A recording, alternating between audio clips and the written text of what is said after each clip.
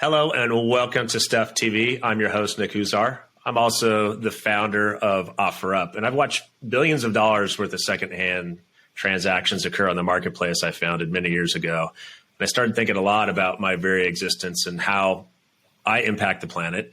And I found it really hard to find answers on the internet. So I decided to do something about it, interview really interesting folks to help enlighten us and think about how stuff impacts our everyday lives. And with me today I have Rebecca, did I say Hugh? Yep. Rebecca Hugh, and really excited to talk about your company.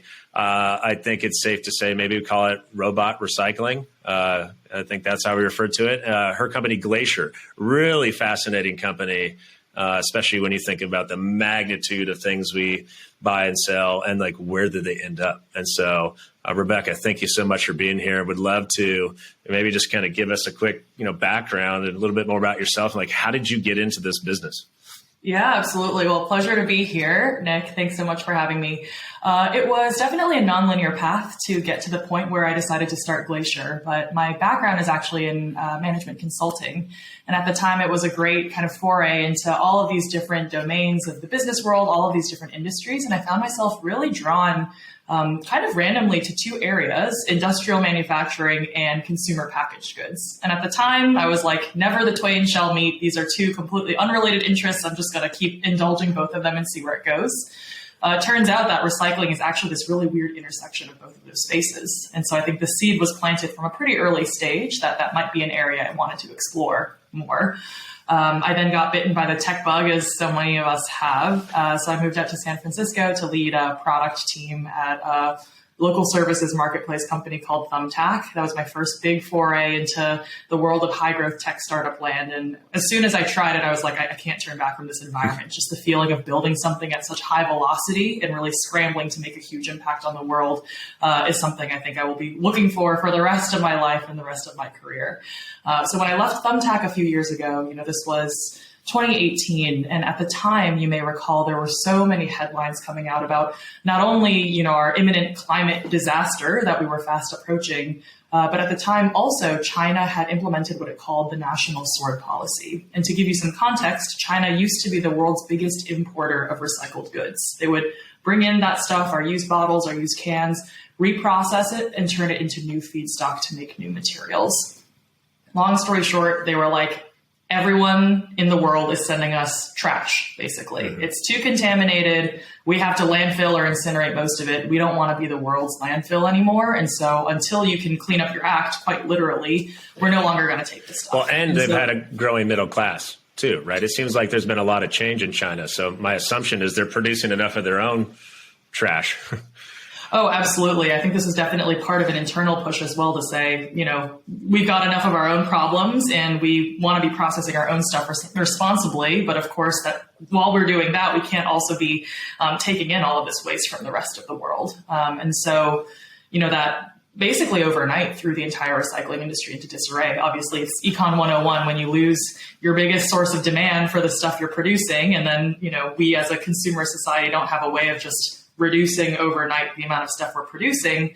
Suddenly these recycling facilities are like, how are we going to stay in business? And so it felt like a really opportune time to bring new technology into this space. A lot of the folks I've talked to in the industry are really looking for essentially a huge paradigm shift in the way that they think about processing all of the stuff that we throw out in this country. Mm-hmm.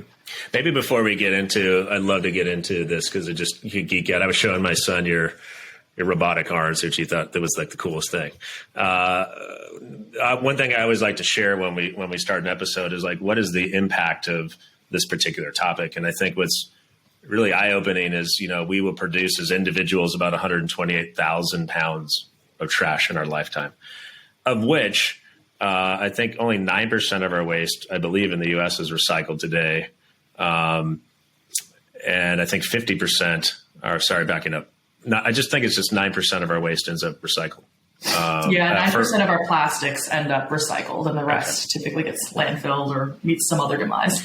Yeah. And so I don't think as consumers, I always say we don't always think about what happens when we throw our stuff away. It's very incremental, right? We're just throwing the thing in the trash or throwing it in recycling. And then there's this whole other kind of like journey that our stuff then goes on. And so I'd be curious, as you thought about like the business opportunity for Glacier, what was kind of like the genesis of that for you? Absolutely. So a couple of reasons why I was really drawn to this space. And, even to set the context, I call myself a reluctant founder oftentimes. Rewind back a few years ago, and I actually was looking to join another team. It hadn't even really occurred to me to start my own company. But when I met Arib, my co-founder, who had recently left his job as a software engineer at Facebook, now Meta, for similar reasons of climate concern, he kind of pitched me on this idea. I offered to do essentially a diligence for him on the business, the industry, what he would have to deliver to his customers. And I basically convinced myself over the course of that diligence that this was the opportunity of a lifetime for a few reasons. One is, of course, just the impact that you're alluding to, right? The size of the impact is astronomical. If you look at various reports, the circularity gap report put out by the World Economic Forum says that transitioning to a circular economy will reduce, 39% of the world's carbon emissions. If you look at Project Drawdown and all of their list of solutions, and you look at everything that Glacier touches in the recycling and waste management space, that's around 11 or 12% of carbon emissions. So, I often get this question, does recycling actually fight climate change? And the answer is absolutely yes, it does. Happy to elaborate more there. And then the second piece that I think is really critical for all of us that are working on solutions to the climate crisis is the sense of extreme urgency, right? It depends on exactly what source you're looking at, but I think we've coalesced around this idea that we have 5 to 7 years to prevent irreversible climate change. Some would say we've already passed that point. And so while I think it's really important that so many brilliant scientists and engineering minds are working on these moonshot solutions to really drastically bring down our climate impact on this planet, the thing that really stood out to me about recycling is that you can achieve that impact immediately with existing infrastructure. So one more example here, the UN's IPCC estimates that if we can improve our world's recycling infrastructure, then by the year 2030, that is in 6.5 years, that will have the same carbon impact as taking 100 million cars off the road. That's 1 in 3 cars in the U.S. In contrast, today about 2 or 3% of the cars on the road right now are EVs, right? So to me, it was just blindingly clear that if you want to have a huge impact very quickly, this was a very, very unique place to be. I think what you said really resonates too, because I think I always like to let people, be clear that I'm not a crazy sustainability person. I think I'm kind of your average person. I care about the topic and I'm very intrigued. I think I'm a very curious kind of person when it comes to analyzing this, but I think that's kind of the thing you have to think through is how can you get there faster? And if you can rely on existing infrastructure, you can make more of an impact. I think like with what your company is doing, like you're not having to rethink how we dispose of things. You're just fitting it into an existing process. Exactly. I don't know if you've heard of the company Universal Hydrogen. Are you familiar with these guys? I've heard of them, yeah. So he used to be he used to be the CTO of Airbus, and he went there and said, "Hey, there's no way we can build a whole new fleet of jets to get to this goal by 2050 to be, sustainable as an industry. But if we can retrofit the jets with hydrogen, now we just rely on, the infrastructure now, so I think they just did their first flight a few weeks ago. Wow. And that's amazing. Really kind of, I think, people are clearly kind of spooked out with hydrogen a little bit. But it's a very abundant substance and a lot cleaner, like the only byproducts, water. And so. Absolutely. Yeah. And, on the topic of existing infrastructure, I'll say there's the literal infrastructure. And the other thing that's really great about the recycling industry is that the financial incentives are there too, right? Yeah. So there's this question of how do you create really fast, broad sweeping change?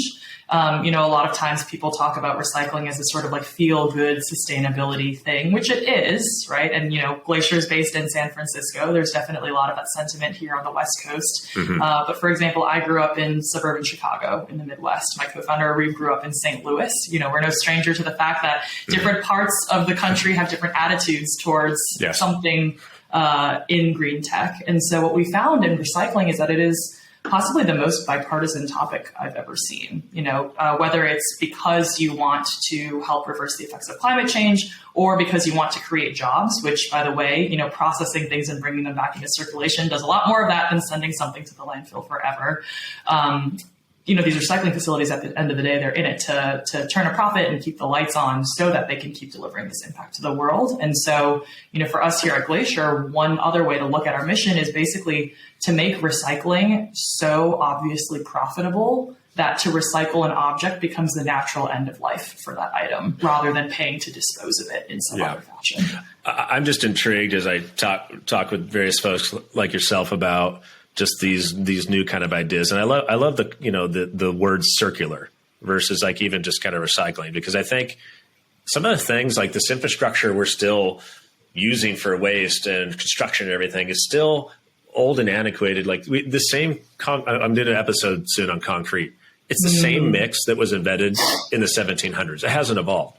But what if you could give it different feedstock? What if you could tap into our waste system? What if you could I just think there's opportunities now to rethink things versus before. And like you said, I think do it in a profitable way. So, but I think it requires you to look, at a kind of macro level and figure out what can kind of fit where. And that's always sometimes the hard part, when I think about CO2 and like, how do you offset that? Is sometimes it just doesn't work at scale. Clearly with your company, like it's so exciting because you can make a big impact right away.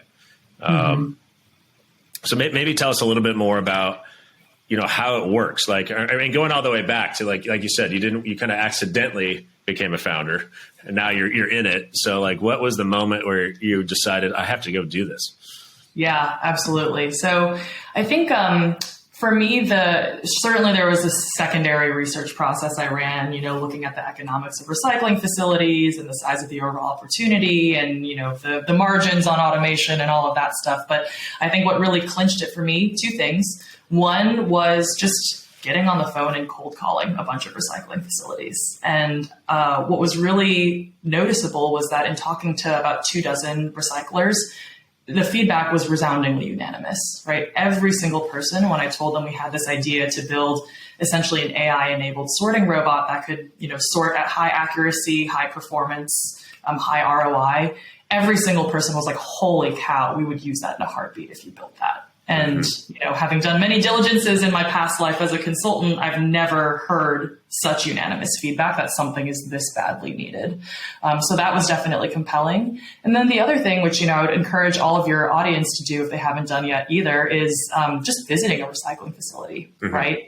You had alluded at the top of the call to this feeling that, you just throw your aluminum can in the bin and then some magic happens and it's back on the shelf, right? And in reality, it's people. Like there's certainly other equipment and other technology in these facilities, but every single facility I've been to has a really sizable staff of people whose jobs it is to just stand there and pick things off the belt. And obviously that's not a great job. It's seen in the attrition rates, right? I read an interview with the CEO of Waste Management where he actually says that in every one of their recycling facilities, one of those sorting positions experiences about 500% annual turnover. Because it's so grueling, it doesn't pay well. The conditions are, by definition, kind of terrible. Yeah. And so that was yet another underline that, we're essentially helping to supplement a labor force that is rapidly disappearing. And pretty soon, these facilities, if they don't rely on technology like ours, are going to have a really, really difficult, near impossible time of actually processing things in a way that allows them to keep the lights on. Yeah. Well, how does it maybe kind of just walk us through the beginning to end process? So when you come into and maybe for context, are you testing this in one facility? You're still a pretty young company. So how much have you tested your product? Yeah, so I'll start with some context on how recycling works. For those of you who have not been in a recycling facility, you put your stuff into the recycling bin and then it gets transported to what's known as a MRF, or a materials recovery facility. And these MRFs, think of just big industrial factories, and their job is to take this giant mountain of stuff, mostly recycling, oftentimes a lot of trash, and then sort it into constituent commodities like paper, plastic, aluminum, et cetera, that they can then sell to be turned into new material. That sortation process has some amount of mechanical involvement, different types of equipment like magnets or disc screens that can sort kind of by weight. But at the end of the day, it's just a lot of people picking stuff out, sorting them, picking up. A question on that process. I'm assuming this is where humans sometimes have a higher error rate. Mm-hmm. Right, when you're sorting, do you think that's part of the value prop of what your company is doing is potentially, I'm kind of curious on like any early indicators of like, oh, our robots are more efficient. We're just faster at figuring these things out, or no? Yeah, it's a great question. So we break accuracy down into a couple of metrics here at Glacier. I would say, humans, when you give them objects, we're generally really, really good at detecting what that object is, right? Yeah. But when you put a person on a conveyor belt for 8 hours and they're looking at, hundreds of thousands, if not millions of items, chances are that minute 500, you're going to be a lot worse at both recognizing and picking everything versus in minute 1. And I've seen belts where it's just literally a mountain of material and there's no way you're going to be able to get anything in there, right? Yeah. So robots, I think, are really getting up the learning curve in terms of their identification and their picking ability. And then what they can also offer, which I think is a huge benefit, is just that consistency, not only between minute 1 and 500, but also, as I mentioned earlier, there's this huge issue of turnover and not being able to even staff. They're not getting fatigued and tired. They don't need their Starbucks after lunch. Yeah. Exactly. Wow. Okay. Sorry, I cut you off, but I was curious on just again that kind of that process where you're sorting. So where does it go from there? Sure. And so, basically our robot, we have designed to be as plug and play as possible. If with any hardware, obviously there's going to be some amount of retrofit cost or installation friction. But what we had heard from these recycling facilities is that in order for an automation solution to really knock it out of the park, 1, the price needs to be right for the job that it's doing. And 2, it has to be really easy to get into the facility and kind of just forget about it, right? Mm-hmm. And so when you think about if you ever go into a facility, it's just kind of this labyrinth of, belts and other machines and beams and all of these difficult implementation challenges. A lot of machines take hundreds of thousands of dollars to actually fit into a facility. Ours is designed to take up the same amount of space as a person. We install it in a day or less. And so there's no downtime to the facility and it can just run. Mm-hmm. So you've got 2 different components. You have one, this robotic arm, but then you have this AI that you've also built, like maybe explaining, how did that start? How does it, what is it learning when it's out there and the robots are moving? What is it looking for? Yeah, I can, by the way, send you a photo of this that you can use as a diagram. If you imagine a conveyor belt coming down the line with a bunch of items on it, the first thing we'll mount is our AI scanner or our AI camera, and that just goes directly over the belt, and it can basically take nonstop footage of what it's seeing and identify effectively in real time this heat map of what the different items are and where they're located on the belt. We can do 2 really cool things with that data. First is that we can actually pass it downstream to our robot, which then knows, what are the items I should be going after? Where can I pick them up? And then where should I sort it based on what I know it to be? And then the second really interesting use case for this data, of course, is that up until now, the circular economy has not had any source of truth on what's actually happening to all of our stuff, right? You can kind of do spot checks here and there, which are really expensive and really slow. You can kind of back into some numbers based on the tonnages that are being sold or being landfilled. But I think this AI also presents a really amazing opportunity for not just recycling facilities, but governments, municipalities, consumer brands, everyone in the circular economy to get on the same page about what's actually happening to all of our recycling. And from there, of course, we can actually baseline and make progress. Yeah, because you're looking essentially at everything coming through. You're collecting all that data. Whether you are able to sort every little bit of it, that's kind of secondary, right? It's more like you just have this constant stream of input.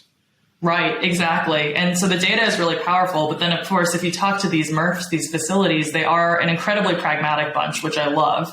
And so a lot of them will also say, like, this data is really powerful. It's really great. But are you going to give me any tools to actually do something about it? And that's where I think the robot really shines. And so as the robot, it knows what's coming, then how many variations of the, as it's sorting the goods, whether it's plastic and aluminum, like, is it 20 more ways it sorts? 3, I'm trying to think about, how does it know? Where does it go from there? Yeah, absolutely. So our AI is currently capable of identifying commodities that make up about 90% of the recycling stream. And so we've already got pretty much everything that a recycling facility would care about within our AI capabilities, which is great. And then the robot, of course, needs to figure out what to sort where. So the robot is capable of grasping pretty much any of those items. The physical limitation, of course, is just how many different places can you actually drop these items, right? Yeah. So we have robots in the field now that are doing, 3, 4, 5 different sorts, which is also pretty amazing because you can imagine as a person, you could also do that, but it gets really hard to keep track of what's going where, right? Oh, yeah. Well, it's even hard at my house to figure out what goes where. We have 4 different, let's see, including we use Ridwell too. So yeah, so we have compost, trash, recycling, and then we use Ridwell for the plastics that others don't take. But the hard part I have as a consumer, I think is still one of the big missed opportunities, is what goes where. And it's sometimes pretty frustrating too when you go, you need like a PhD, and even then you can't figure it out. Because like, let's say you go to the Starbucks, go look at the 3 different bins in a Starbucks and look in there. You'll notice they almost all look the same because nobody knows. And so I still think one of the biggest challenges I've observed is manufacturing is built for this global audience. But when it comes to waste management, it's a very regional thing. So what happens, where I live in Bellevue, Washington versus where you live in San Francisco, they probably deal with it very differently. So I'd imagine for your product, it's probably not always one size fits all, right? Right, exactly. And, I think the thing that is really great about the architecture we're working with is that you can basically create an AI model that can identify with high confidence what type of item this is or what it's made out of.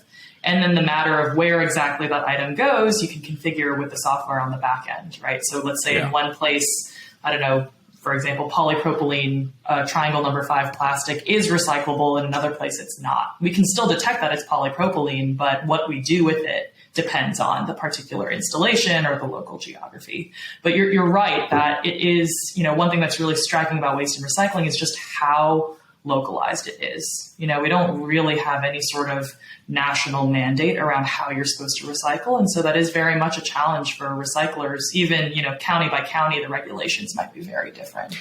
Yeah, I've been talking to a number of folks about just where is the U.S. in terms of policy when it comes to sustainability versus even our, friends across the ocean in Europe. And I think that's still something we can be far more aggressive on, is just policy and what we do with recycling. Like it's like, oh yeah, we want to move this direction and be more sustainable. But what does that even mean? And I feel like hopefully governments or local cities get a little bit more aggressive about it. But it doesn't seem like there's really strict mandates in terms of recycling yet that I've seen. Yeah, like not anything at the national level, I would say. I will say that having now been in this space for about 5 years, there has been a lot of really exciting movement on the legislative front. So to name a couple of examples, here in California recently, they passed, the Truth in Recycling law, or the Chasing Arrows law, basically saying, it's a little bit ridiculous that there's no regulation about when we can or cannot print that recycling triangle on things. So I don't know about you, but I've definitely seen that logo printed on all kinds of things that I'm like, this is definitely not recyclable, but there's no consequence for it. That's right. So now there's finally, kind of a stick to actually enforce that when you say this is recyclable, it actually means something.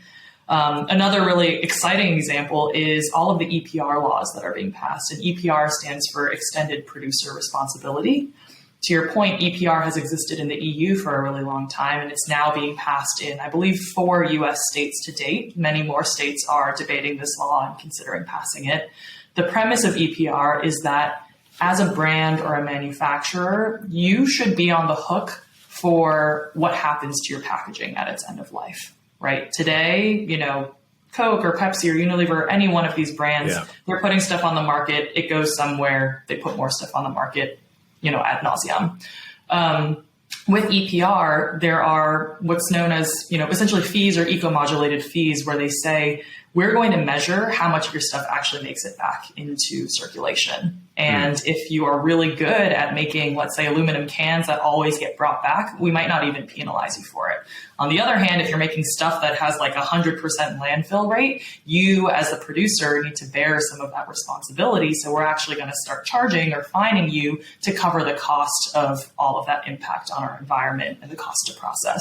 In the EU alone, I think they do something like 3.1 billion euros annually in fines related to EPR. And so a lot of these brands are now starting to sit up and pay attention and say, okay, it's really important that we actually figure out what's happening to our packaging after we put it on the shelves. Yeah.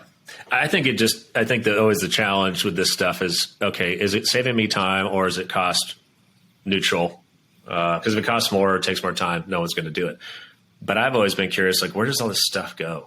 And it's accumulating locally, right? In these big urban areas where we live, that's where a lot of it is. And so it's there. I mean, you can find landfills that have been around since the 50s. One of my friends was telling me about this core sampling of a landfill they were doing.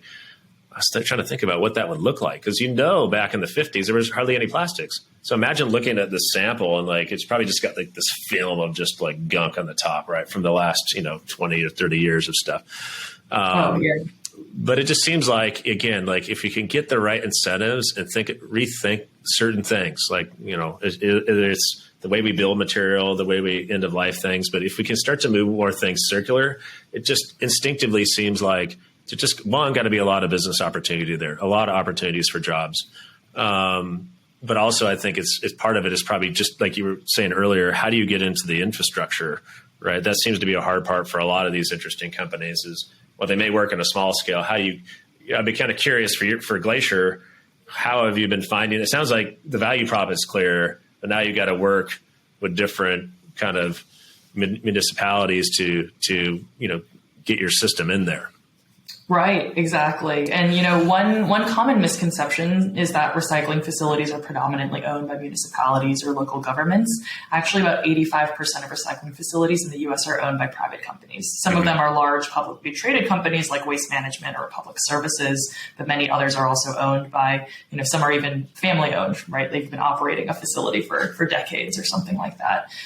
So while the actual kind of go-to-market motion looks different depending on the type of buyer that you're talking to, at the end of the day, I think the value propositions are very clear. And then we've really honed in on designing our robot from scratch to be able to be installed at very low cost very quickly, right? That was always the intention here. We know, building hardware is really hard. Building industrial robots for recycling facilities is maybe even harder. Yeah. But we've really taken an eye towards simplicity here. And I think that's what allows us to offer both this cost advantage as well as this implementation advantage. Would you say that's probably your biggest challenge is, when it comes to entering and getting your robots plugged in is just kind of dealing with, you don't have a, standard approach every time, because you're dealing with a different city, right? I'm assuming it's a little bit different every time. Yeah, I would say that now, I've probably visited 30 to 40 recycling facilities in person. And despite the variation in what gets accepted and where it goes, I will say that there's probably, 80% of the flow that's pretty consistent from facility to facility. Okay. And so, you had asked kind of what stage Glacier is at as a company. We now have a sizable and growing fleet of robots that we've actually successfully installed that are really delivering on their ROI promise that our customers are really happy with and buying more of. I think the focus for this year very much is, how do we go from producing robots at the rate we currently are to being able to deploy a fleet of, 5 to 10 robots every single month. And that's where I think a lot of the standardization work will come in. How I talk often to our team about this idea of IKEA-fying industrial hardware. So how cool would it be if we could make it so standardized that a recycling facility could basically look at a catalog of, 4 to 6 different types of Glacier robots and say, I want that one, click order, we get some measurements, flat pack and ship it to you, and then you can basically install it, right? Like that's really the end game of what we're looking for when we say plug and play. You can hire the guys on TaskRabbit, they're building all the IKEA furniture, they can install the Glacier robots, it's that easy. Exactly. Yeah. We'll give you an indecipherable pamphlet with a couple of drawings and let you have at it. You got it. Yeah. Well, as you think about the future for your company, it's really fascinating. Like you said, you got this product, you start to get traction. Now it's about scaling. Like if you think about the next, 5, 10 years, what do you hope is happening? Like what is the impact do you think you can make? With Glacier or with, I guess, like the entire circular economy, what is happening? Well, yeah, both. So, where do you think your company is? And then, what do you think, just stepping back about just, it seems like climate is definitely something everyone's talking about. And I think even back when we just connected, it seems to be some really complex thing. And right. So how do you Where do you think society is? Yeah. Yeah, absolutely. So I think, in 5 to 10 years, we definitely are planning to grow our fleet of robots sizably. And I think each of those robots is picking, call it 10 to 20 hours a day, 5 to 6 days a week, very, very steadily. And so literally, to date, our small but mighty fleet of robots has already diverted close to 1,000 tons of material from the landfill, right? And that's, us at a very early stage of the company. Mm-hmm. So we do expect that overall impact to increase. I think the prize that we're really going after is being able to get everyone in the circular economy on the same page. I think that's where you will really see a step function in the improvements to our circular economy. So in my opinion, these recycling facilities are a huge leverage point because they are funneling our entire country's waste into one place and trying to do something about it. Yeah. But, to your earlier point, it's frankly, in my opinion, kind of unfair that we're placing that burden on these recycling facilities when, for example, major consumer brands and manufacturers should also be part of the conversation, sure. Right? And the thing is, I've talked to many of them and they do want to be, but they also don't really understand what's going on in these facilities or they're not able to get a baseline on where their particular bottles or cans or packaging are going. Yeah. And so if we as Glacier can put our fleet of AI cameras across the country and say, hey, we can actually provide you with a heat map of everything and whether it's being recycled or not, then you don't have this sort of he said, she said argument of, well, I think it's this based on geography A. I think it's that based off of the study I did in geography B. You actually have a single unified source of truth that everyone can work off of to actually baseline and then make improvements. Yes, I think that would be fascinating, like you said, because they're all so fragmented and they all kind of have their own areas in which they focus. But if you're able to, in the aggregate, collect that data and share it, there's a lot of power in that. Absolutely. And, one of the projects at Glacier that I'm really excited about right now is actually a partnership with 2 Fortune 500 consumer brands, as well as a recycling facility on the East Coast and Glacier. And we're all coming together because these 2 brands are interested in transitioning their packaging from non-recyclable to fully recyclable over the course of the next 12 months. But for them, as they've said over and over again, the issue is it's one thing to make a package that is theoretically recyclable. The real question is, are consumers and our recycling facilities actually successfully recycling it? And so, we're launching a series of outreach campaigns, pilots, marketing initiatives, and then we as Glacier can actually measure on an item by item basis whether that effort had anything to do with how people are actually recycling. So this truly is kind of at the cutting edge forefront of bringing together all of these different stakeholders. Yeah, I get a lot of energy, like I said, just doing this podcast and talking to people because you can see how the different parts fit, but they don't always know that because they're working on their own things. And so that's kind of that was my own observation over the summer. It was like, okay, this is kind of a complicated topic. You have to look at it end to end. You have to do a lot of work, which for most people, they're not going to take the time to go figure that out. But I think I just see a lot of opportunities, again, to kind of rethink things that have been done in the past and say, oh, wait, we can do this differently. And I think it takes companies like yourselves, you're able to, deliver this awesome value prop at the same time, pulling this data to help kind of connect the dots, which I think is just fascinating. Absolutely. Well, try to think of any other topics we haven't touched on so far. I mean, we hit quite a bit. Yeah, this is great. Maybe overall tips or things that people watching this might be kind of curious about, things they should think about. Like you said, I almost need my own mini sorting robot at home.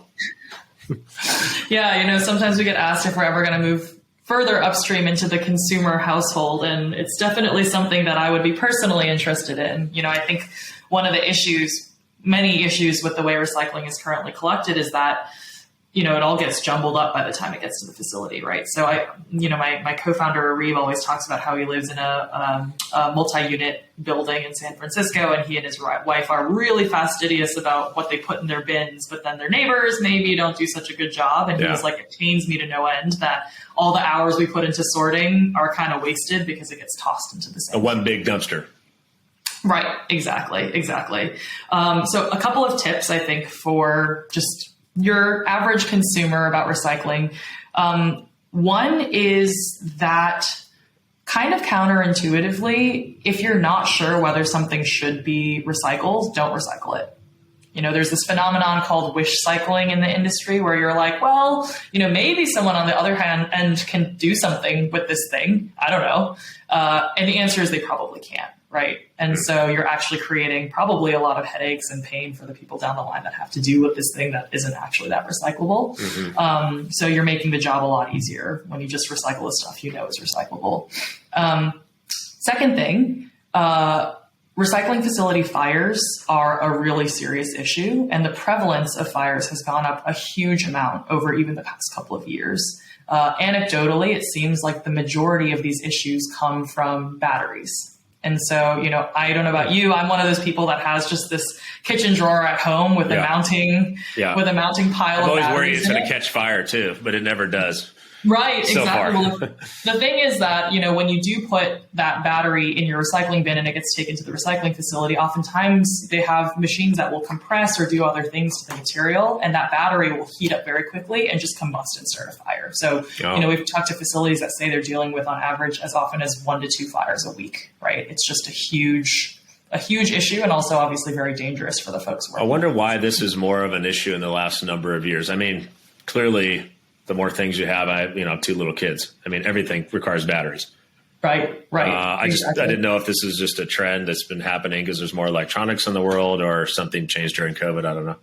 It's a good question. I'm not too sure of that either. I'd be curious to look at electronics consumption because that might be part of it. And then I also wouldn't be surprised if, as these recycling facilities have moved towards kind of more sorting at scale, they have more equipment basically along the way and fewer people who can actually monitor these types of hazardous items. One of the other cool things about the AI, of course, and a use case that we plan to work on soon, is the ability to alert you towards hazardous materials, right? So these facilities, we talked to a facility locally that had a huge fire off of one battery a couple of years ago, and they ended up doing, I think it was like a $4 million facility repair, and they were down for months because of it. So for that facility, the idea of having AI that can constantly be scanning for these types of problematic materials is hugely valuable.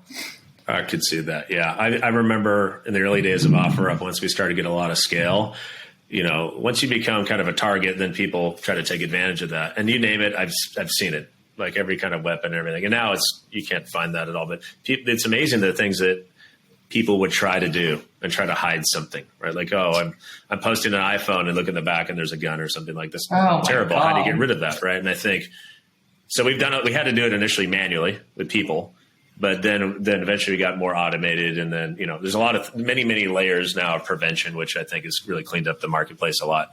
But I could see that as a big similar challenge to like a part of your value prop too, is like, how do you sort through all these things and figure out what's in there? Because I'm sure you see it all. I mean, people throw everything away, right? So it's all in there.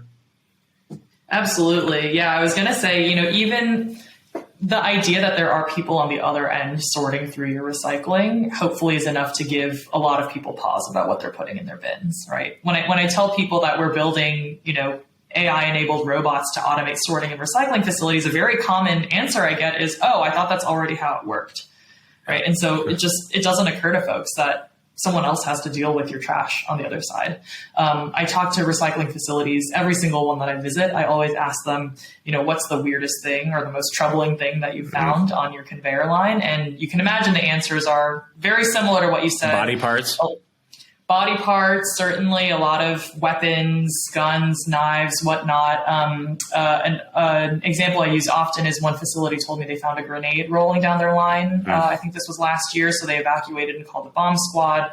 Another facility mentioned that they had found basically something that had a sticker on it that said, radioactive material property of the U.S. Navy or something. Oh, like my God. That. And so, just things like that where you're like, this is definitely, there is probably not enough hazard pay in the world to cover, the issues with doing this type of job.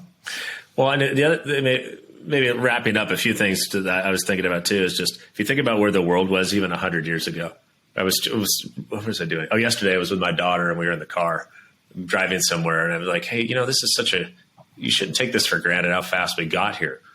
And she's like, yeah, Dad, 100 years ago, we would have been on a horse right now. I said, yeah, pretty much. They think about what life was like back then. we were talking about how your tribe back then was kind of how far your horse could go, right? So you would maybe, how far would you go in a day? 10 miles? Like, and so everything in your world was like within 10 miles. You ate there, like that was it. And now you just fast forward. If you look at the history of humanity in a very short period of time, all this stuff has kind of happened. And so I go back to, again, there's still the words infrastructure. Like we have this antiquated infrastructure that needs to evolve to meet the demands of where we are today. And like, we're never going back to horse and buggy. Like we're not going to go back to that. But how do you, take what seems to be like everything just kind of seems very one way today for the most part. Well, statistically 99% of stuff's not getting recycled, plastics. It just seems like there's just a lot of invention in that process. Right. Yeah. And I think if you think about this circular economy, which is currently kind of a linear economy, they're the people that are putting the stuff onto the market and the people responsible for it when it comes off the market. Right. And when you look at the advancements in manufacturing, consumer brand packaging, it's taking off, right? The number of new types of packaging we're creating is just astronomical. And yet, to your point, the infrastructure to actually handle that, they haven't been given the tools to really respond nimbly, right? And I've talked to recycling facilities that have literally said, I just kind of wake up and if Amazon happens to have put out a new type of packaging, I guess that's the day I'm going to figure out what I do with it, right? Yeah. And so Glacier really sees itself as giving those recyclers the tools to keep up with all the innovations happening at the beginning of that linear economy, as well as giving everyone the tools to actually baseline and measure their progress. Of course, I think we're really good as a society at responding to metrics, and you're incentivized to improve those metrics. So if we can even give those numbers to the people in charge of making improvements, we've already seen a lot of enthusiasm and willingness to kind of step in and look at those numbers together and figure out a plan for progress. Well, you can't improve what you can't measure. And I think that aspect of your business is awesome because it's going to be very insightful as you start to aggregate more and more of this. And that will finally give somebody the ability to say, okay, here's how we're going to move the needle. Right. Absolutely. Trying to think of anything else we didn't cover, but this was awesome. Just really comprehensive. Yeah. Thank you, Nick. You're a great facilitator. I'm trying, but thank you. Thank you so much, Rebecca, for being here, and like just a fascinating company and like a massive impact potential, I think. And there's not a lot of companies out there that can really, like you said, fit right in the existing infrastructure and have the ability to make immediate improvements. So I wish you the best of luck. I think it's such an awesome company. Thank you so much, Nick. And thank you for making Stuff TV as well. I think it's a really, really important message that needs to reach a lot more people than it currently does. So I appreciate it. Thank you.